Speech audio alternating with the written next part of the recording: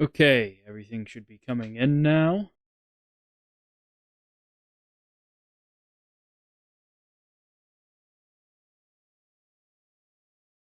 Gotta get some music when I start these streams, you know?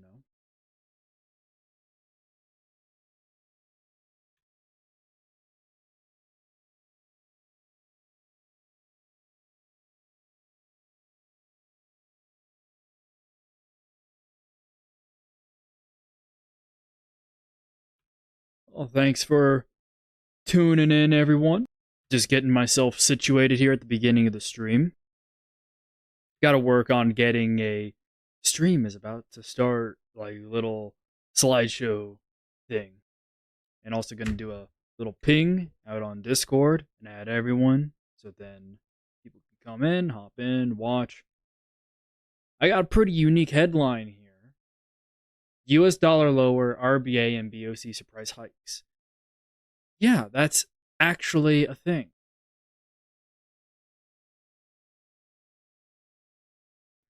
Little notes out. Because this literally just came in my inbox like 30 minutes ago from Westpac. Here.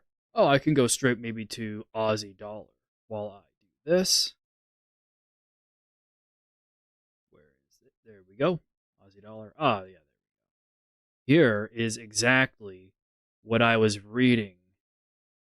And you can see it for yourself. I'll read it out to you.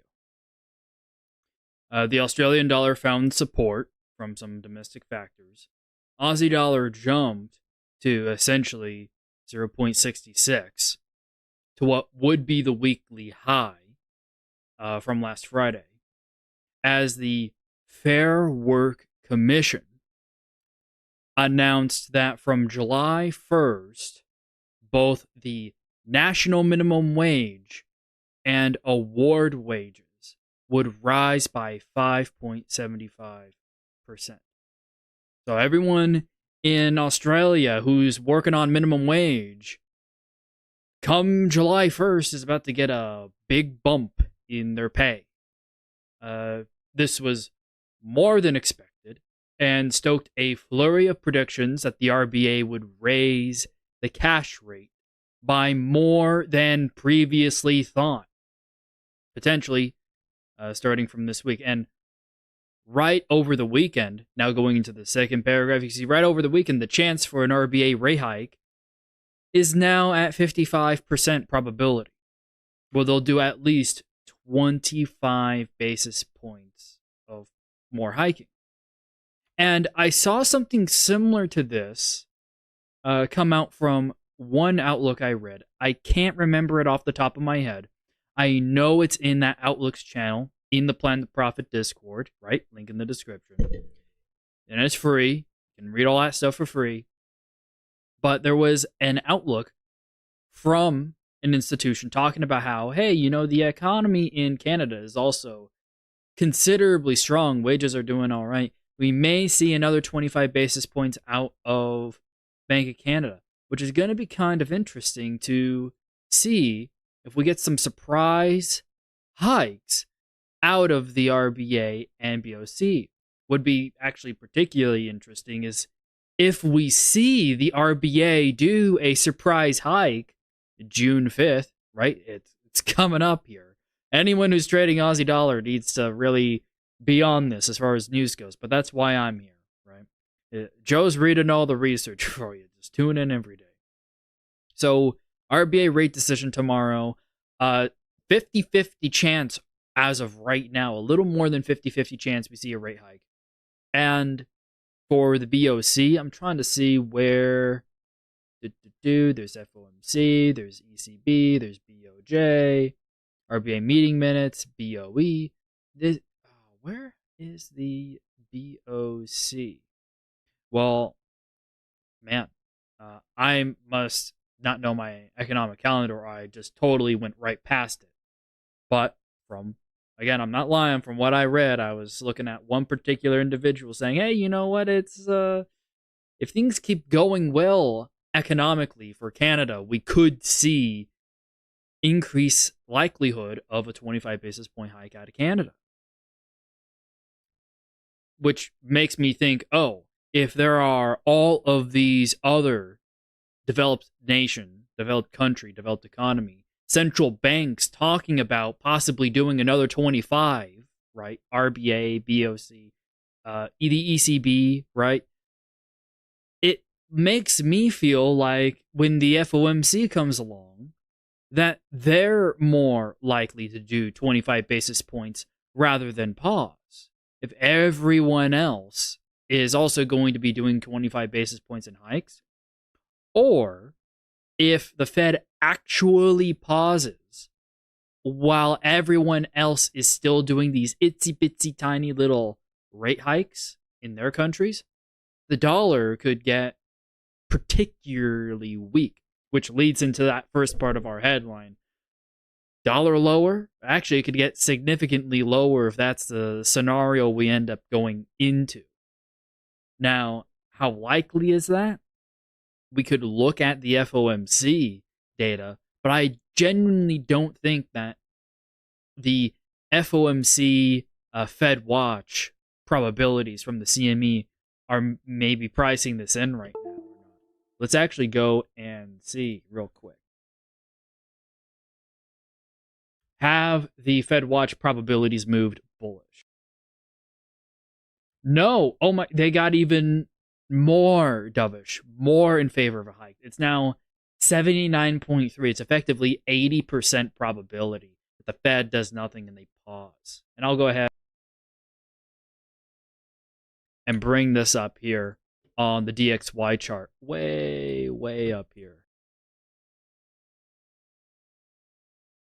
Yeah, so you can see it for yourself. Those are some stronger probabilities for a pause. I don't know about you, but if the Fed does do that pause and all these other central banks are going to do these 25 basis point hikes to, like, let's say, try and take advantage, relative rates related, against the United States to get some growth back, to get some money sent back to them from the United States, because a lot of countries, a lot of investors in foreign countries are sending money to the United States to effectively capture that really high yield.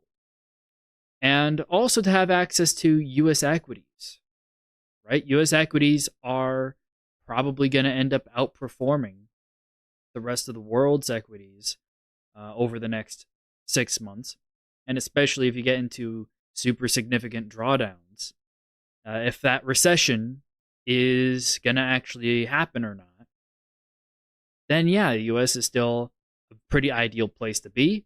Plus, those equities are denominated in U.S. dollars, and when you typically get into recessions, everyone goes to safety as far as cash goes. So they'll go into yen, they'll go into dollars, and having your assets already denominated in U.S. dollars will help reduce the total amount of drawdown you'll have if your portfolio is nominally in Australian dollars or New Zealand dollars or euros or anything else other than probably dollars and yens. And speaking of the yen, there's actually a big headline out today. The Nikkei, or the Nikkei, went ahead and hit another all-time high. Japan's Nikkei hits 32,000, a 33-year intraday high. Absolutely fantastic. Look at these probabilities. Like, you don't go up here all that often. This is just up and away right now. This is fan-freaking-tastic. Just look at that, man. It is going up and away. Super bullish momentum. You're now past the R1 pivot on expanded pivot points on a monthly scale, which means that your volatility is increasing going into already expanded pivots. Oh my, you're probably going to see, you could very easily see 33,000 sometime this month. It would It is absolutely not out of the question. Let me go ahead and timestamp this.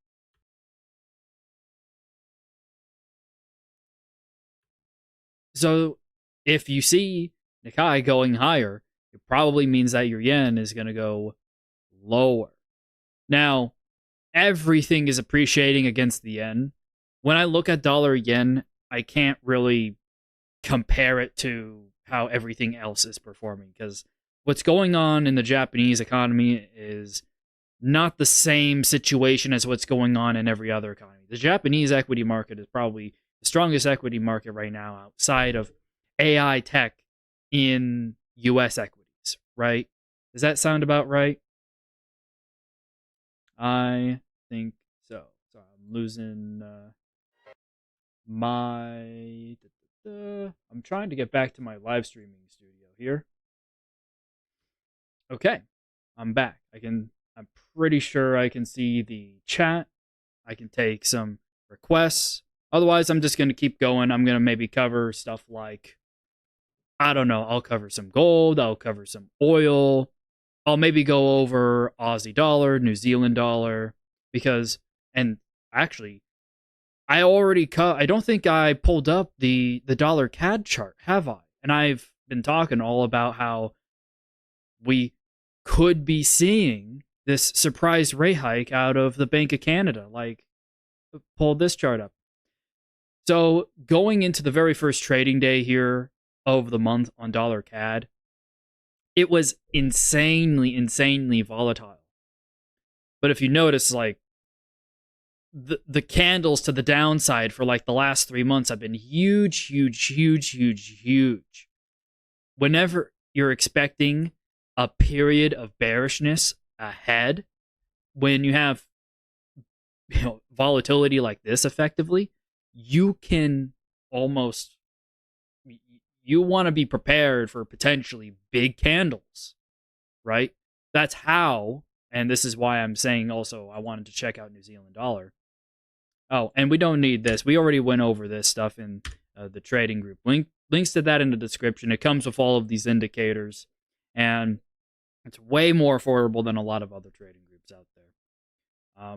But yeah, when it came down to using that methodology of risk management, looking at just the size of the volatility of these red candles, I mean, if you look, for example, at New Zealand dollar for the entirety of 2023,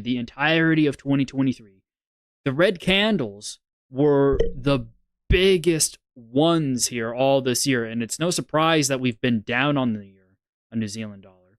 But when you see that sort of characteristic when it comes down to the returns and the movements of bars, it's like, oh, the green bars are usually bigger than the red bars. And when they're big, they're really big. Or vice versa with the red bars. It's like, oh, if I'm anticipating a period of red bars ahead of me, and for the last 4 months, the red bars have been getting bigger and bigger, I should probably hold off and potentially anticipate a big red move, right? So I got to be a little more loose, potentially, have a wider band of expectations for where prices could go. Keep it simple like that. Simple. And it's not like this is TA, right? This is just looking at, these are really big down moves. If I'm expecting more down moves, they're probably going to be big down moves. So same thing now when we look at Aussie dollar, right? Yeah, and here's the news about the RBA potentially doing the extra 25 basis points of rate hikes, and how the markets in Australia have priced the probability of getting that rate hike at 55%. It's a little better than a coin flip. And that's all based upon the news that the government, now this Fair Work Commission, announced that on July 1st, the national minimum wage is going to rise by more than 5% here.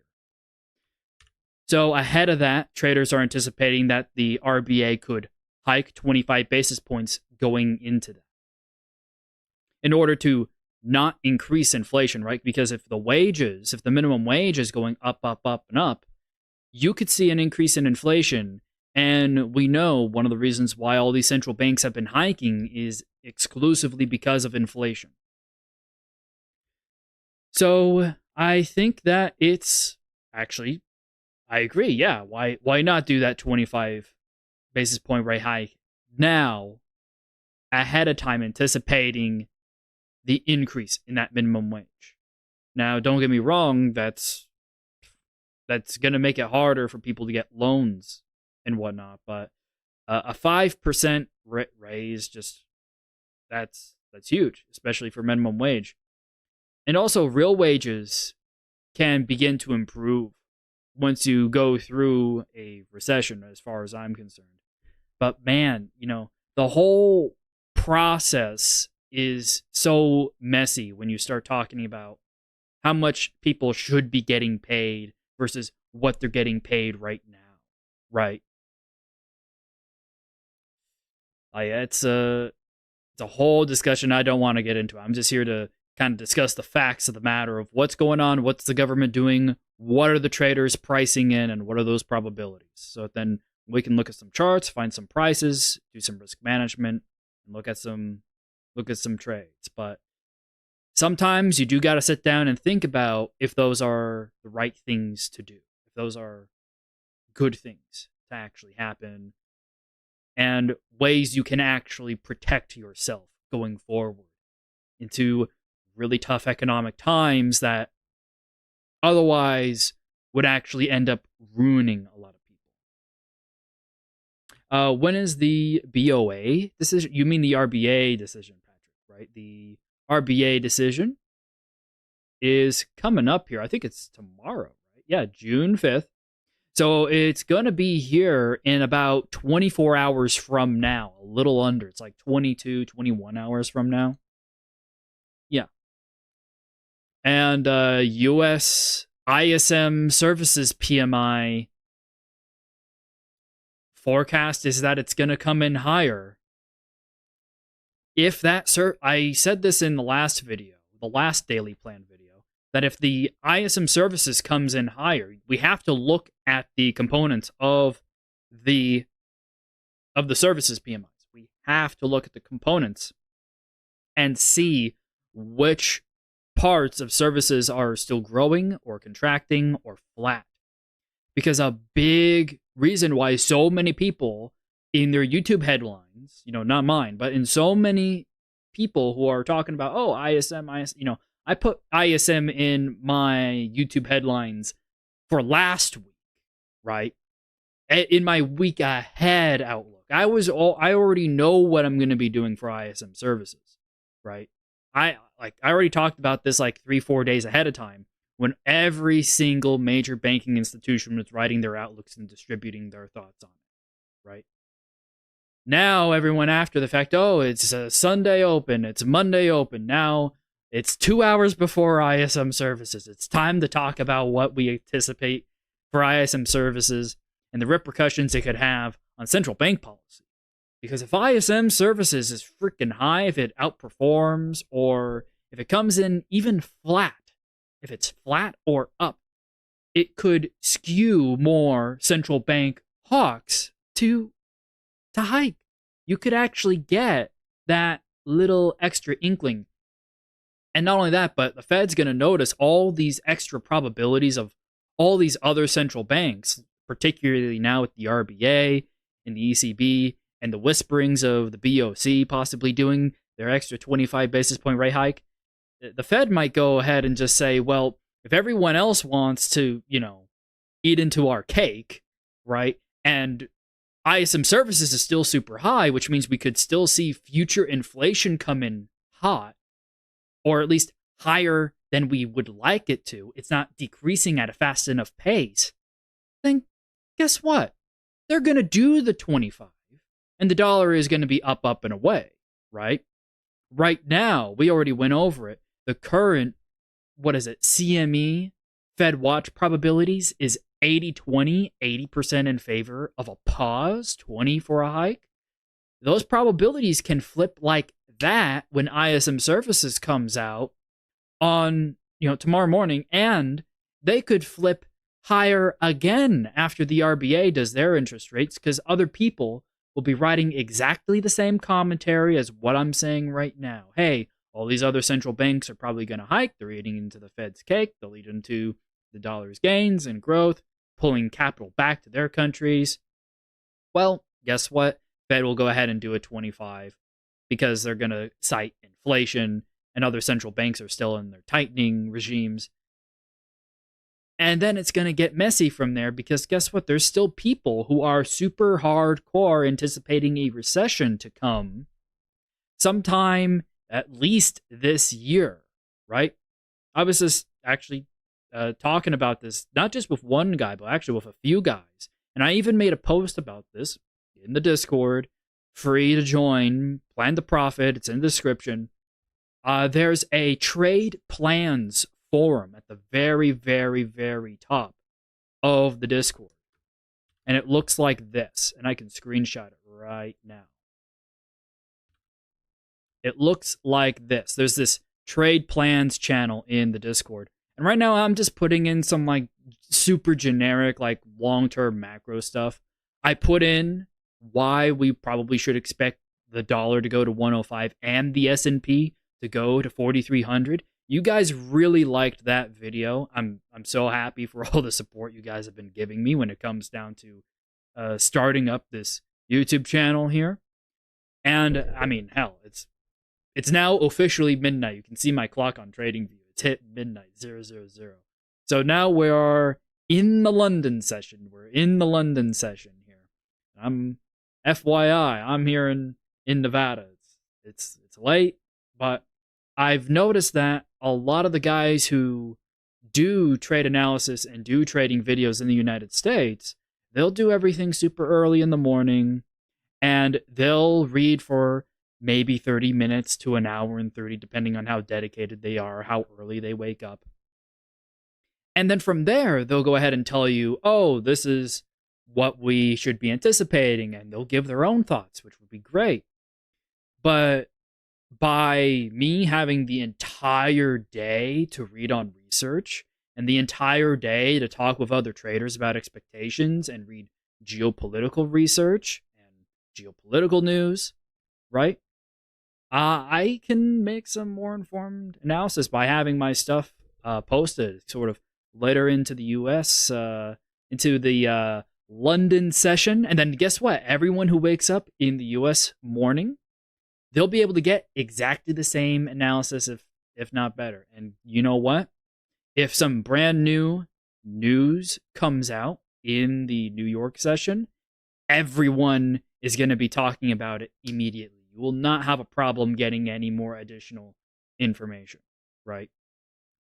So one thing that kind of is, I assume, is going to get discussed a bit more is actually the idea of this recession jinx. So note how there's been a lot of discussion, like since March, April, people were saying, oh man, recession's going to come. We're going to head and we're so likely to go into a recession. All these macro guys are super, super hardcore into expecting that we're going to get a recession. And to be frank, I'm pretty much on board with them. I'm pretty much on board. I personally think that a recession is going to come. However, there's a lot of institutions out there over the last month and a half now in their outlooks that have said, hey, guess what? Our likelihood of getting a recession, it's still super high, but we're actually still not so sure what the hell is going on. So we kind of are reserving the right to say that a recession is not going to happen, and we're also reserving the right to say that a recession is going to happen. So maybe we're right, maybe we're wrong, but in either case, we're calling both directions. It's exactly like when a guy who is new to doing trade plans does something like this, like, oh, we could go up, and oh, we could go down.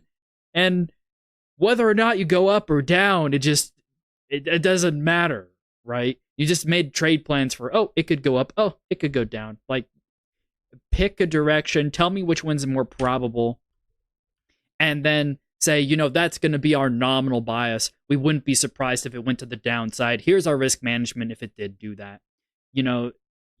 pick a side, right? Pick a side. You can do the analysis for both directions, right, guys? You could do the analysis for both directions, and you really should be doing that analysis, right? So then you can identify all the risks and the potential opportunities, right? Because you know what? Sometimes if you're just doing trade plans to the long side, sometimes once you start doing long and short trade plans, you realize, oh, initially I liked the idea of going long, but now that I've done the downside, the short trade plan, the selling trade plan, I like that better. I think the probabilities are more likely that's going to occur even in the short term or the intermediate term. I think that's more reasonable, right? You got to do both. You got to weigh the odds of both. You have to be, reasonably aware of the upside and downside risks. And when it comes to these institutions now saying, oh, maybe it will, maybe it won't, they're like saying, oh, it probably won't happen. And now there's actually a few people just flat out saying, yeah, while it could happen, I'm not anticipating it. So there are some people who are definitively taking the scenario of recession's not going to happen. And if it does, okay, whatever. So the idea of this trade plan here in the Discord is simply put, hey, these guys are probably going to get jinxed like super hard. Because all you need, there are a lot of different catalysts still in the rest of this year that could cause a recession to occur. There are emerging market sovereign debt crises that are going on. And the two that I can name right off the top of my head is in Pakistan and in Egypt. And Pakistan has more problems than just a sovereign, debt crisis. It also has geopolitical issues with a coup going on. There are multiple people fighting for control of territory. India just announced in an area that Pakistan is trying to fight for territory over. India just announced a record lithium mine that will deposit. Arguably, it hasn't been settled yet whether or not it's real or not. But if India has what they say they have, they will have the largest lithium deposit just behind China. Just barely behind China. And guess what that's going to mean for all these US ESG and, EV car and anyone who's into green energy and ESG, they're going to be pummeling so much money into mining the hell out of that lithium. And all the ESG stuff that's going on right now because of the rare earth mine access that China has right now is going to get sucked away. It's going to be like that movie, right? There will be blood. And he's just going to, I drink your milkshake.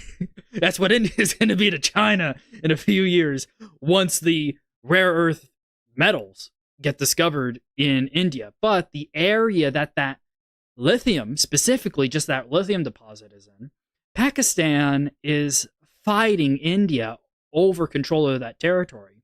And Pakistan even came out and said, hey, if you mine that lithium deposit, we're totally going to come in and, with guns and an army, get violent, right? Not great. So there are some, and then guess what? China's also trying to encroach and take some of that territory too, because they see it and they're like, it doesn't help that India and China don't have the best of relationships right now. So there are a lot of, look, that's just one little fragment, right? The whole Pakistan, India, China dynamic around that lithium mine, and then the coup going on in Pakistan. There's some geopolitical issues going on right there, right?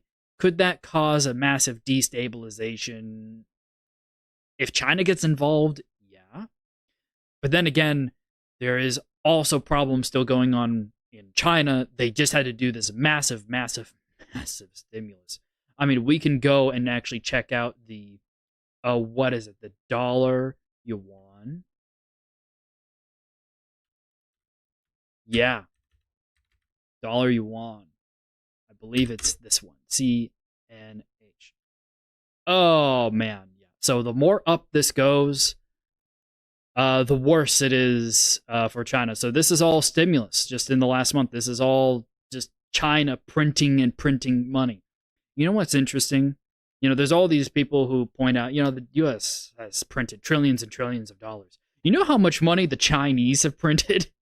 The Chinese have literally printed in US dollar denomination terms at least twice, if not more, money than the United States has printed. They are in the ground as far as how much money that they've printed. And look, you can just check out this chart and to see, oh, this is going up and to the right from this point on. This year, you could see a new high compared to last year. This could get real bad, real quick for China as far as valuations goes. And then guess what? Everyone in China who's been trying to help Xi push this, Chinese consumer idea is going to get, hit in the nuts really, really hard. Because one of the things you would like for the Chinese consumers to have a strong yuan, so then when they go out internationally, they actually have some buying power. And when the yuan devalues like this, it's harder to build up that consumer class. It's much harder to build up that consumer class that Xi is going for. So, again, I don't think Xi's done some good things. He's done some bad things, but I'm not going to go too deep into it on this stream.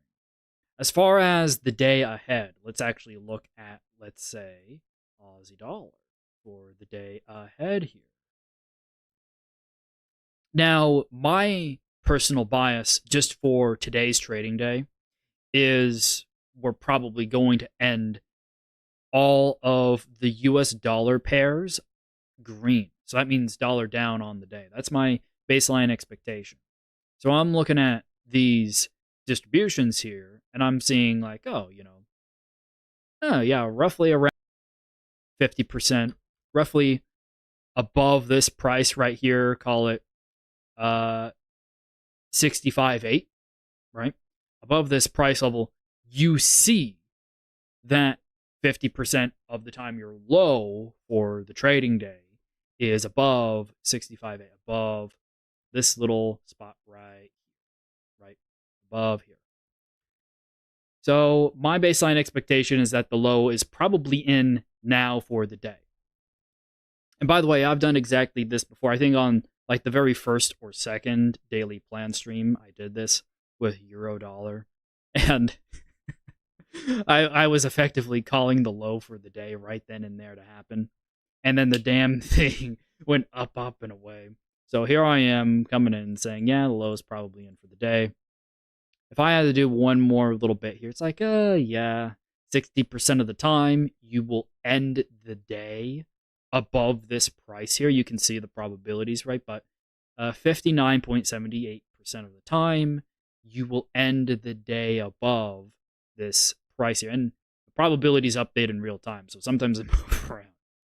All right, 55.92% of the time, you will end the day above 659. Let's call it 0.659 on Aussie dollar.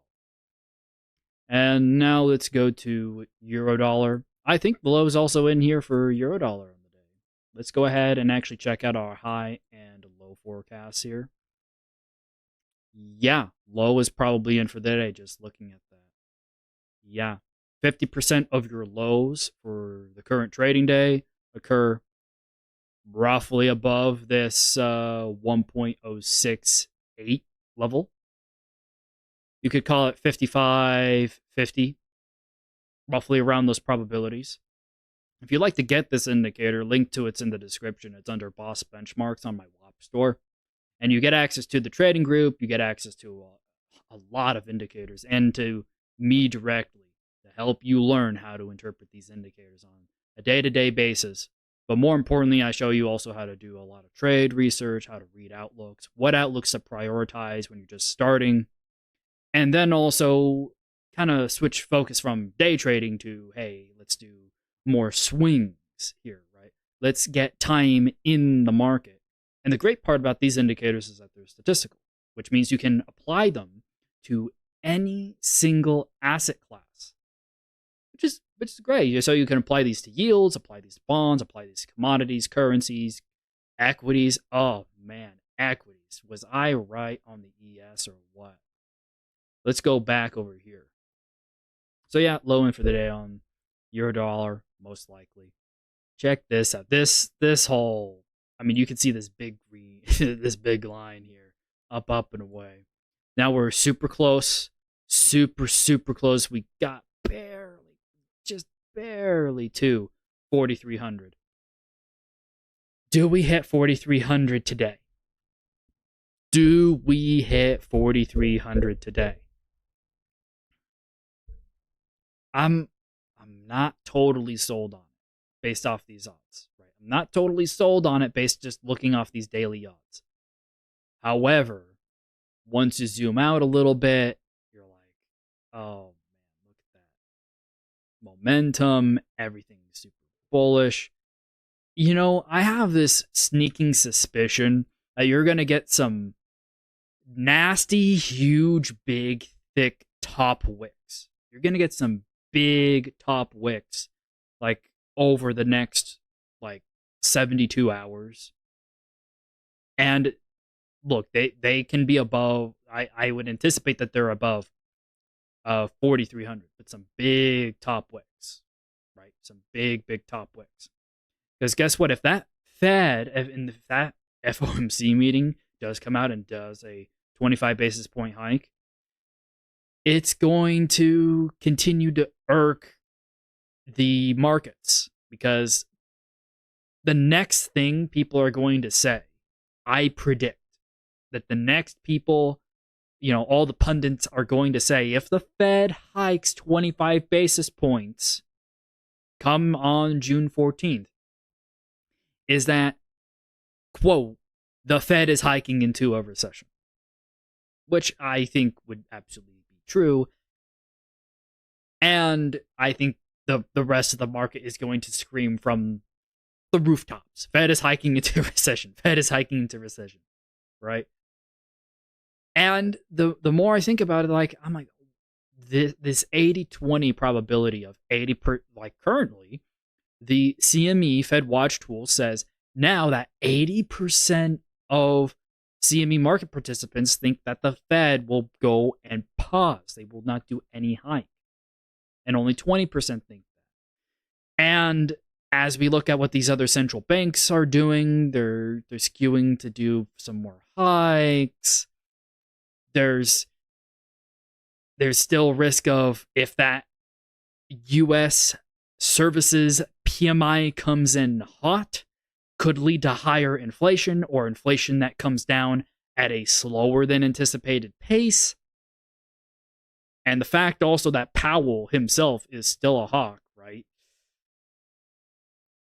Guess what? Powell might still get his wish. He might get another 25. And you know what? If all things right now were to stay the same, if US services PMI came in flat and down, like, hell, even if they came in flat, it'd still be kind of net hawkish. It could kind of go either way, but let's just say, for the sake of argument, like flat down, right? US services came in lower, the PMI came in lower, and we didn't get these surprise hawkish rate hikes out of the Bank of Canada, out of, you know, the RBA. Now, we are anticipating rate hikes out of the ECB, right? That's nothing. But what if in their forward guidance they say, we think this is going to be our last 25. We're not actually going to do the next one.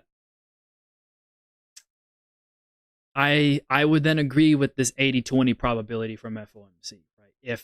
If that scenario seemed, with the current information that we had, more likely to occur than not, I would go along with that. But right now we have to wait. We're getting new economic information out. We're getting new macro data out. We have to wait for the calendar to print the data. And we have to go and read some more outlooks. We have to see what other traders are thinking and anticipating and what they're researching so we can have better insights into what's going on in the market. Now, as far as the S&P goes, yeah, absolutely. If services PMI comes in hot, if it comes in higher, this ES is going in up, up, up. And it's going to go above 4,300. Let's just say it's going to go above 4,300. I don't think it's going to reach 4,400, but it's going to be in this 4,300 zone. And then as you teeter off into this next week, right, you can see with Wayne's Pivots Pro, you can see the pivot points for the next period ahead of us. So these are the pivots for the current week, and these are the pivots for next week.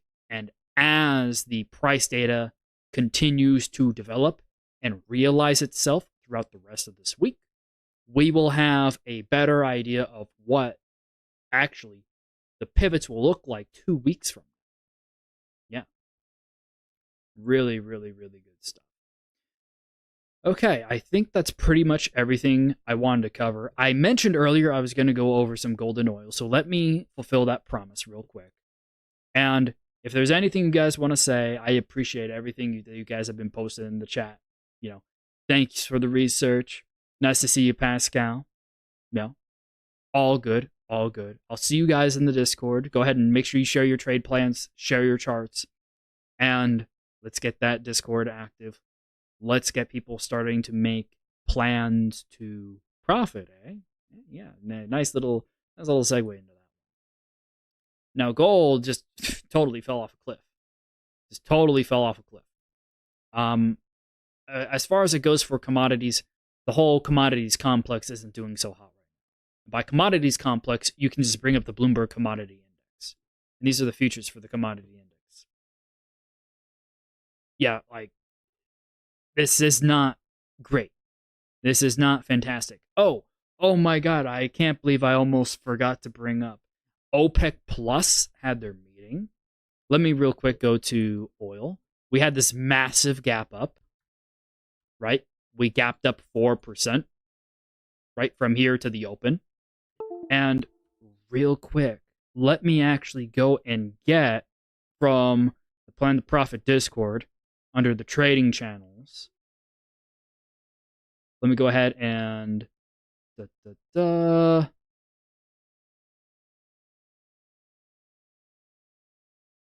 yeah, this is what I said earlier this morning, or rather, earlier yesterday, here in the Discord. Whoa, that is super big. Super, super big. There we go. So this is what I posted. Effectively, OPEC Plus was super bullish because the Saudis announced the additional rate cuts, and the rest of OPEC, particularly Russia, agreed to take on further voluntary cuts. And a lot of those are also coming in past July. Now, when I was reading a bunch of the OPEC Plus meeting outlooks and expectations, people were saying, oh, the Saudis will probably do their rate cut and that's it. Or OPEC will take these additional voluntary cuts, but it's incredibly unlikely. Everything that was incredibly unlikely by all the outlooks, we got. And what's interesting is that even though we got these big voluntary cuts, they're spread out over a long period of time.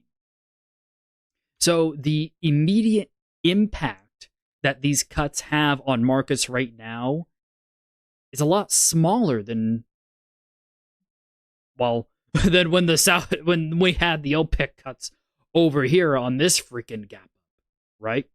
And then look how that thing got faded.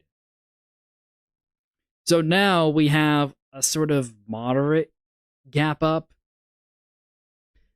Really, it's going to take like 2-3 months for oil to actually see some appreciation here. And that's all given a recession doesn't occur, right? If a recession occurs, oil is going into the gutter. Oil goes to the gutter during the recession. It is not great. I mean, one of the things that oil has going for it right now that you can consider positive is that the United States SBR, right? The Strategic Oil Reserve, not SBR, the Strategic Oil Reserve. The current regime, right? Biden, they're filling up. They're filling it up. I don't know if they're going to be getting a fantastic price, but they've announced that, hey, we're going to start trying to fill it up. I don't know if they have a lot of uncertainty about where oil prices are going to go, so they made the announcement, said, hey, we're going to start indiscriminately filling it up around here in the low 70s. But if they get that recession, you can see low 60s, high 50s in oil, right? And there's a lot of people who've called that, right? I mean, you can even see we've gone to those prices this year twice, and then a handful here in the high 60s. And every time here, every oil trader had their they were pretty tight, right? They were not so happy seeing prices around here. Yeah, these were for the oil traders that I know, trading around these prices were particularly stressful because the momentum was incredibly high, the volatility started to increase, and then OPEC had to come in and do something. Right? OPEC had to talk. OPEC had to talk. OPEC had to talk. But you know what's also interesting about the strategic oil reserve is that Biden is also still selling off historic high amounts of oil off the oil reserve. I mean, I believe it was this drop here. I follow someone who actually goes over, hey, Biden's still selling off oil from the strategic oil reserve. And here are the dates that we've started to fall off. And it was actually these two dates right here that the U.S. government was actually selling off oil. So we have some conflicting information here, right? The government is actually, what they're doing is still selling off oil from the strategic reserve, but they're now calling for refilling it. I think maybe that call for refilling it is just early, right? Just to put everyone on notice, like, hey, yeah, we're participating in the market and we're buying. But they're still making all-time highs in the percentage of how much of the SBR they're selling off. And it just makes it curious, like, what's the actual message from the U.S. government? What does the U.S. government actually think when it comes down to future oil prices, right? Again, I'm no super crazy analyst when it comes down to oil. Every day I try and learn more and more. And over time, I will certainly learn more and more about oil. But for now, I'm going to move on to gold.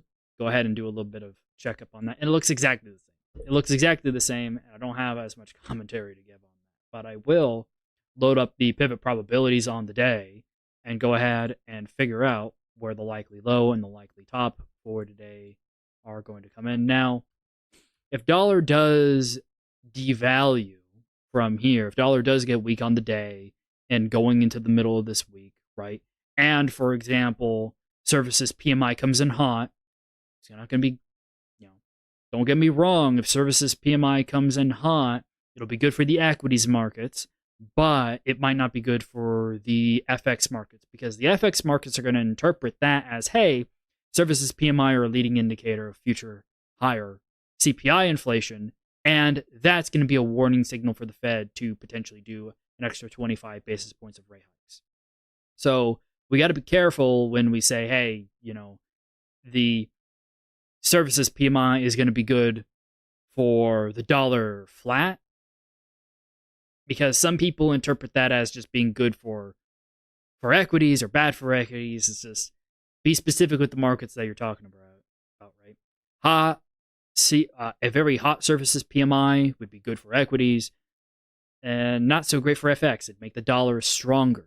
And that goes back into that trade plan that I featured earlier where, hey, the DXY could go to 105 and the S&P could go to 4,300. And that's due to an effect called the dollar smile, right? And I'm not going to go over that in too much detail here. You can actually watch the video here on this channel where I use that same headline, DXY to 105 and the SPX to 4,300.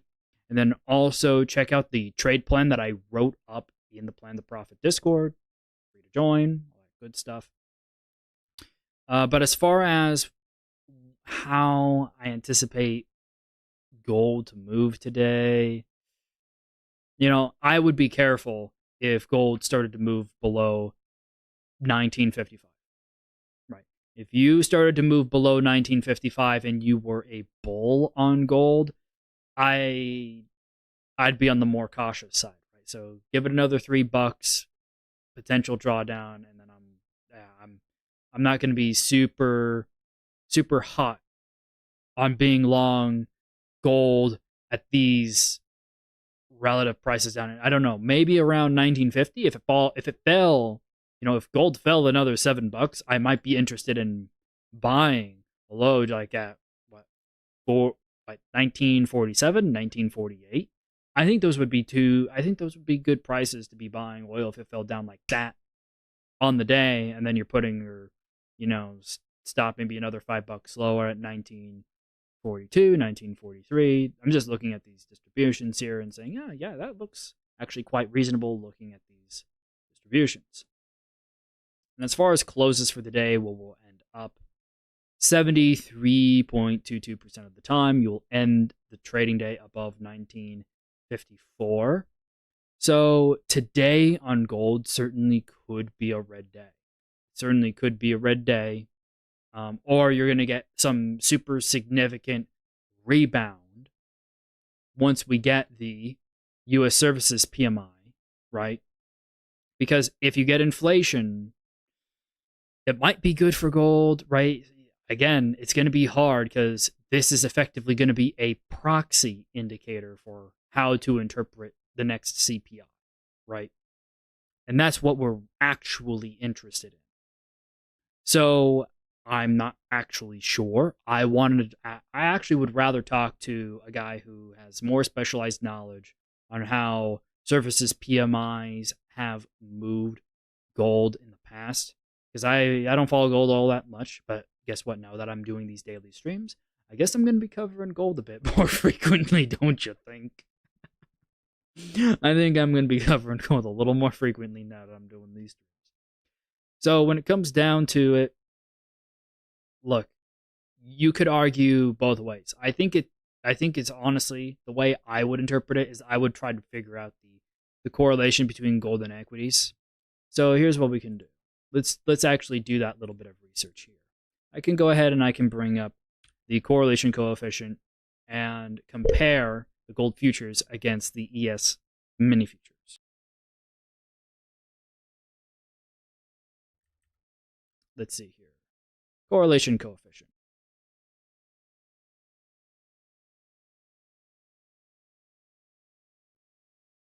Alrighty. And move to existing pane above. Put all the scales on to the right.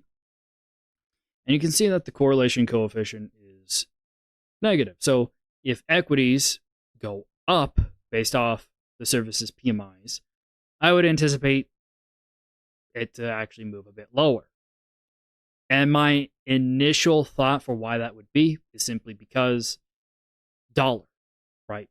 The dollar would be getting stronger. And against a commodity, it makes sense. If the dollar is getting stronger, in commodity land, the commodities are going to get weaker. But in US equity land, a boon to the dollar, on the dollar smile terms, can also be a double boon, effectively a double dip for anyone who has their money in dollar denominations in US equities already. And the dollar's going up and the US equities are going up. It's like a double dip, right? Double dip. But for people trading the commodities, you got to watch how the dollar moves exclusively. And that means watching the DXY, right? So let's go ahead, check this out. Let's go to a 1 hour on the DXY. We're back to the original chart, the first chart of the day of the stream. And the stream is going on, it's been about an hour. Now, so after this, I'll call it. So I see dollar could definitely go to 104.4, roughly around this area here on the day. Don't get me wrong. it could it could be topping out right now. You could say roughly 50-50. Yeah, 50% of your highs are above this R1 pivot, 1043, and 50% of your highs are below that price of 104.3. So whether or not your top for the day comes in above or below 104.3 is a coin flip. But if it were to come in below 104.3, I would have anticipated it to actually come in closer to this 104.2 level, because you could see a lot of your highs come in roughly around this range. And then the next peak in this distribution occurs right around this R1.5 daily pivot, which is around 104.4.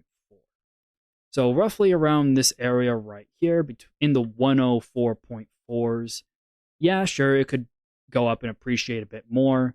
And especially if ISM services comes in with some appreciation. And then when you actually go and you read the survey and all the results inside of it, if it still looks positive for U.S. services, even if the forward guidance in the services PMI, when they take the survey results, what everyone is saying about their businesses in the PMIs, well, I think that's going to lead to some more dollar bullishness, because that will translate probably into expectations that inflation will be higher. And when trading expectations for inflation going higher get baked in, expectations for another 25 basis points of Fed rate hikes can be coming in. And that'll get priced into the dollar like that. So you could probably see dollar get a little bump up if that's the case.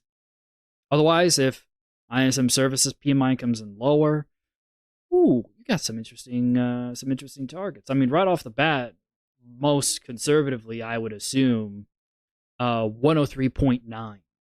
103.9 looks actually quite reasonable as a low for the day. If you go below 103.8, it gets harder to predict from there, because you just have this tail off. Your probabilities get smaller and smaller and smaller and smaller until you just hit these tail probabilities here, right?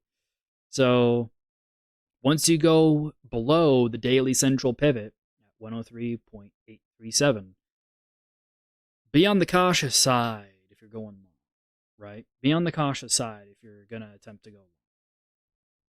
At least based off the probabilities. That's what I'm interpreting based off the probabilities. And this is using 5,000 historical 1 hour candles and looking at that over a daily time frame period. So this is trying to figure out where the low for any given day over the last 5,000 1 hour bars is, and then where the top for any given trading day over the last 5,000 bars is. And then we can also do closed data, so we can figure out where we're most likely to end. Oh, wow.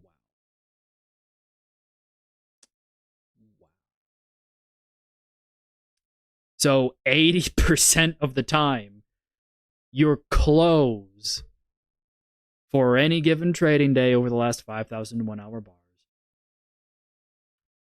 80% of the time, you end the trading day below this threshold. 80% of the time, you close the day below this threshold. This might be the top for the day on dollar. Either this thing just goes sideways. Most like, with some decent probability, the thing could just end up going sideways, or it closes below the current prices. We end the day below the current prices. Now, don't get me wrong. Once you go past this 104.4 level, 104.3 level, remember what I said when I pulled up these highs, right? Once you get to around here, you start playing with fire, right? Honestly, one thing that I would do is I'd say, hey, once you get above call this R2 daily pivot, 104.542. Yeah, above that R2 daily pivot, you're going to be dealing with these tail risk closing probabilities, right? So very small odds of actually predicting where you're going to end up ending the day if you start moving past that R2 pivot. And with all that information in mind, that should, that at least gives me some peace of mind when I go into doing my own trades, right? Because this is my interpretation of my indicators and these probabilities. And that'll help me make my trading decisions for the day ahead. At least the risk management for today, right? Just the risk management for today. I prefer to do my risk management, frankly, for my more significant trade ideas on the weekly and the monthly time frames. And if you want to see those trade plans, I got I could show you real quick here. Real quick. These are just some of the trade plans that I got set up right now in the trading group.